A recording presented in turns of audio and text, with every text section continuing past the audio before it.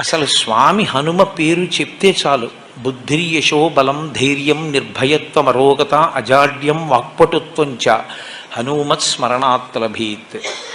హనుమని స్మరించినంత మాత్రం చేత, హనుమకి నమస్కరించి హనుమని సేవించినంత మాత్రం చేత హనుమ యొక్క గొప్పతనం ఎక్కడుందంటే అజాడ్యం. ఆయనని సేవించినటువంటి వారికి జాడ్యము పోతుంది. జాడ్యము అంటే జడత్వము.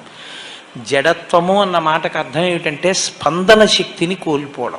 శ్రీరామాయణంలో రామచంద్రమూర్తిగా శ్రీ మహావిష్ణువు వచ్చే ముందే బ్రహ్మదేవుడు అనేక మంది దేవతల్ని శాసించాడు. రావణ సంహారం అంటే అంత తేలికైన విషయం కాదు. నరవానరముల చేత సంహరింపబడడు కనుక, ఆయన నరవానరముల చేత సంహరింపబడనని వరం అడగలేదు కనుక మీ అందరూ కూడా వానరాంశలలో వెళ్ళండి అన్నాడు.